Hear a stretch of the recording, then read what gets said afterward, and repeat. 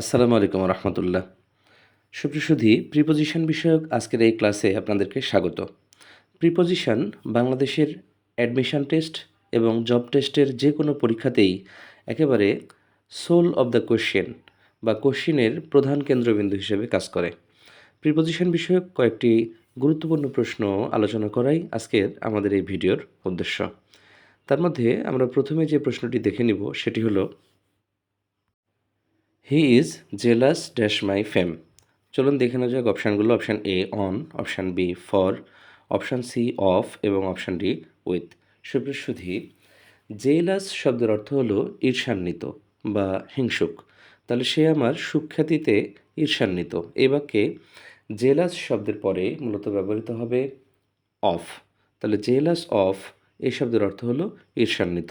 হিংসুক বা ঈর্ষান্বিত হওয়া অর্থে জেলাসের পরে অ্যাপ্রোপ্রিয়েট প্রিপোজিশন হলো অফ। হিংসুক বা হিংসান্বিত বা ঈর্ষান্বিতর আরেকটি শব্দ হলো এনভায়াস। এরকম প্রশ্ন পরীক্ষায় আসে। চলুন দেখে নেওয়া যাক প্রশ্নটি। সেটি হলো, I hope you are not envious dash my success. এখানে অপশানগুলো আমরা দেখতে পাচ্ছি অ্যাট, ফর, অফ এবং উইথ। এখানে ইনভায়াস শব্দের অর্থ ঈর্ষান্বিত, সুতরাং এখানেও সঠিক উত্তর হলো অফ, অর্থাৎ option C. I hope you are not envious of my success. আমি আশাবাদী যে তুমি আমার সফলতায় ঈর্ষান্বিত নয়, বা আমি আশা করব যে আমার সফলতা দেখে তুমি ঈর্ষান্বিত হবে না। তাহলে ইনভায়াস অফ এবং জেলাস অফ। সুপ্রসুধী চলুন দেখে নেওয়া যাক তৃতীয় আরও একটি কোশ্চিন। এখানে বলা হচ্ছে, you can have no excuse dash behaving rudely. অপশানগুলো দেখে নিই। অপশান এ হলো অ্যাট, অপশান বি হলো ফর, অপশান সি হলো অফ এবং অপশান ডি হলো অন। এখানে এক্সকিউজ শব্দের অর্থ হলো অভিযোগ। এই খারাপ ব্যবহার বা নিষ্ঠুর আচরণ করার পেছনে তোমার কোনো কারণ থাকতে পারে না বা তোমার কোনো অজুহাত থাকতে পারে না।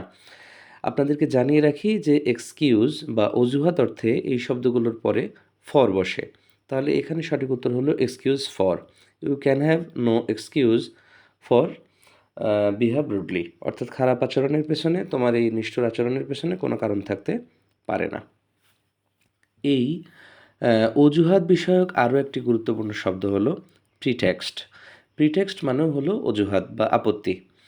এই প্রশ্নটিও পরীক্ষায় আসে। চলুন দেখে নেওয়া যাক প্রশ্নটি। His illness is a mere pretext dash his absence.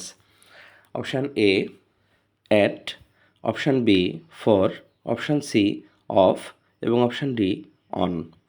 অজুহাত অর্থে এখানেও সঠিক উত্তর হবে হলো প্রিটেক্সট ফর, অর্থাৎ তার অনুপস্থিতির একটা অত্যন্ত নগণ্য কারণ হতে পারে তার অসুস্থতা। সুপ্রসুধী আমাদের পরবর্তী প্রশ্ন হলো, ইউ আর ডাল ড্যাশ হেয়ারিং। অপশানগুলো দেখে নিই। বাই, ফর, অফ এবং ইন। আপনাদের অবগতির জন্য জানিয়ে রাখি যে এখানে ডাল এবং হেয়ারিং তার মানে শোনার কোনো একটা বা শ্রবণ করার কোনো একটা বিষয় বোঝাচ্ছে। এক্ষেত্রে ডালের অর্থ দাঁড়াবে কানে খাটো বা নির্বোধ হওয়া। সুতরাং সঠিক উত্তর হবে হলো ডাল অফ। কানে খাটো বা কম শোনা বা নির্বোধ হওয়ার অর্থে এখানে অর্থ দাঁড়াবে ডাল অফ। ইউ আর ডাল অফ হিয়ারিং শব্দের অর্থ আপনি শোনার ক্ষেত্রে কানে কম শোনেন বা শোনার ক্ষেত্রে আপনি হলেন নির্বোধ। সুপ্রসুধী আমরা দেখব পরবর্তী আরও একটি প্রশ্ন, যেখানে বলছি, I am not bad dash tennis.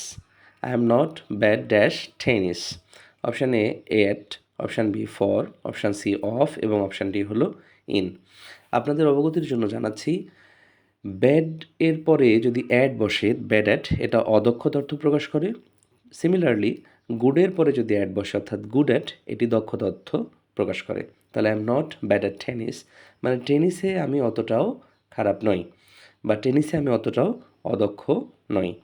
Similarly যদি এখানে গুড থাকতো, I am good dash tennis, তাহলেও কিন্তু গুডের পরে অ্যাড বসতো, অর্থাৎ I am good at tennis. তাহলে আমরা বুঝলাম যে গুড অ্যাট দ্বারা আমরা দক্ষতা বোঝাই এবং ব্যাড অ্যাট দ্বারা আমরা অদক্ষতা বুঝিয়ে থাকি। সুপ্রসুধী পরবর্তী আরও একটি প্রশ্ন হলো, I have great respect dash him.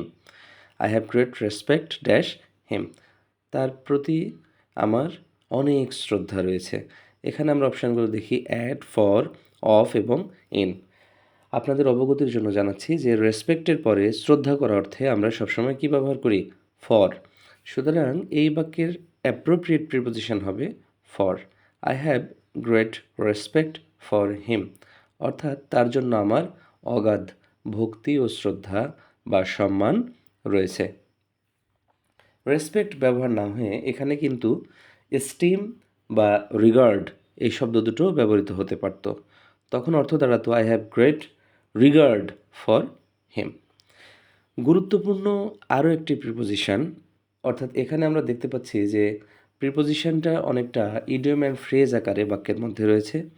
বাক্যটি আমরা দেখে নিই বা প্রশ্নটি দেখে নিই। হি ওয়াজ ড্যাশ লস ড্যাশ ওয়ার্ডস। এখানে দ্বৈত প্রিপোজিশন অপশানগুলোতে দেখতে পাচ্ছি। অপশান এ হলো অ্যাট ফর, অপশান বি হলো উইথ ফর, অপশান সি হলো ইন বাই এবং অপশান ডি হলো অ্যাট ইন। এখানে মূলত অ্যাট লস ফর এটি একটি প্রিপোজিশনাল ফ্রেজ, যেটার অর্থ দাঁড়াচ্ছে কিংকর্তব্য বিমূঢ় হওয়া বা কি বলতে হবে বা কি করতে হবে তা বুঝতে না পারা। তাহলে এই বাক্যের সঠিক উত্তর দাঁড়াবে অপশান এ অ্যাট এবং for. He was at loss for words. আমি আবারও বলছি, he was at loss for words. কী করতে হবে বা কী বলতে হবে এটার ক্ষেত্রে সে ছিল পুরোপুরি কিংকর্তব্য বিমূঢ়, বা কী করতে হবে বা কী বলতে হবে সেক্ষেত্রে সে কিছুই বুঝতে পারছিল না। সুতরাং এই বাক্যের সঠিক উত্তর হলো অপশান এ। সুধী প্রিপোজিশন বিষয়ক আজকের এই আয়োজনে এতটুকুই ছিল। আশা করছি লাইক, কমেন্ট, শেয়ার এবং সাবস্ক্রাইব করার মাধ্যমে আপনারা আমাদের সাথেই থাকবেন। আপনারা যে যেখানেই থাকুন ভালো থাকুন, সুস্থ থাকুন। ধন্যবাদ সবাইকে।